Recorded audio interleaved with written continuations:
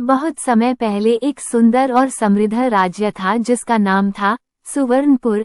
इस राज्य का राजा वीरेंद्र बहुत दयालु और न्यायप्रिय थे। वे हमेशा अपने प्रजा के कल्याण के लिए चिंतित रहते थे। राजा वीरेंद्र के पास एक विशेष गुण था, वे हर किसी की सुनते थे, चाहे वह गरीब हो या अमीर। उनकी न्यायप्रियता के कारण राज्य में शांति और समृद्धि थी। एक दिन राज्य में एक बड़ा संकट आ गया। आसमान में बादल छा गए, लेकिन बारिश नहीं हुई। फसलें सूखने लगीं और लोगों के पास खाने के लिए कुछ नहीं था।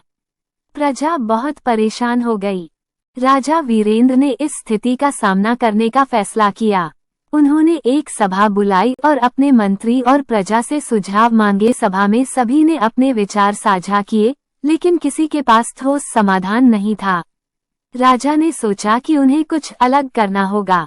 उन्होंने राज्य के चारों ओर यात्रा करने का निश्चय किया ताकि वह सीधे लोगों से मिल सके और उनकी समस्याओं को समझ सके। राजा वीरेंद्र ने राजमहल छोड़कर एक साधारण नागरिक के रूप में अपने राज्य की यात्रा की। उन्होंने एक साधारण कपड़े पहने और अपने विश्वासपात्र मंत्री को साथ लिया। वे गांव-गांव जाकर लोगों से मिले, उनकी समस्याएं सुनी और उनके साथ समय बिताया। उन्होंने देखा कि लोग किस प्रकार दुखी और निराश थे। राजा ने एक गांव में एक किसान से पूछा, तुम्हारी सबसे बड़ी समस्या क्या है? किसान ने कहा, महाराज, हमें पानी की जरूरत है। बिना पानी के हमारी फसलें सूख रही हैं। राजा ने सोचा कि यदि उन्हें जल संकट का समाधान नहीं मिला तो राज्य में भूखमरी फैल जाएगी। उन्होंने निर्णय लिया कि उन्हें एक जल स्रोत खोजने की आवश्यकता है। राजा वीरेंद्र ने अपने मंत्री के साथ मिलकर गहराई में जाने का निर्णय लिया। उन्होंने पहाड़ियों की ओर यात्रा की, जहां उन्होंने सुना था कि एक पुराना जल स्रोत है। यात्रा कठिन थी, लेकिन राजा ने अपने उत्साह को बनाए रखा। जब वे वहां पहुंचे तो उन्हें पता चला कि जल स्रोत पूरी तरह से बंद हो चुका था। राजा ने सोचा कि यदि इसे फिर से खोला जा सके तो पूरे राज्य को लाभ होगा। उन्होंने गांव वालों के साथ मिलकर काम करने का निश्चय किया। राजा वीरेंद्र और गांव वाले मिलकर दिन रात काम करने लगे। उन्होंने उस जल स्रोत को साफ करने के लिए खुद को समर्पित किया। राजा ने प्रजा के साथ मिलकर मेहनत की और इस प्रकार एकजुटता का संदेश दिया।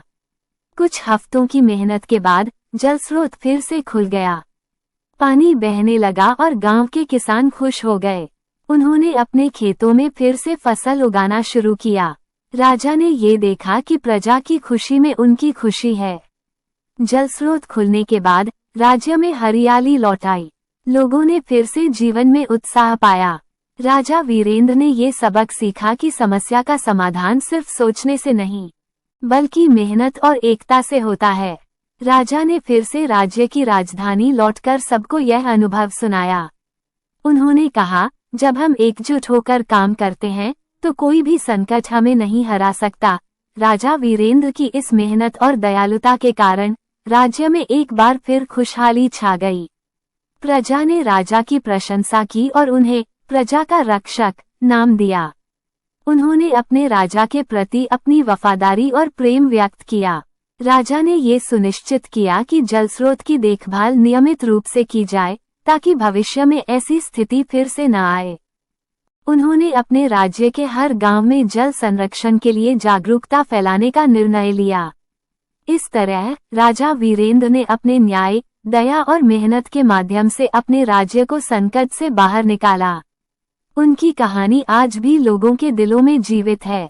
ये सिखाती है कि यदि हम एकजुट होकर कार्य करें तो हम किसी भी समस्या का सामना कर सकते हैं और अपने समाज को खुशहाल बना सकते हैं।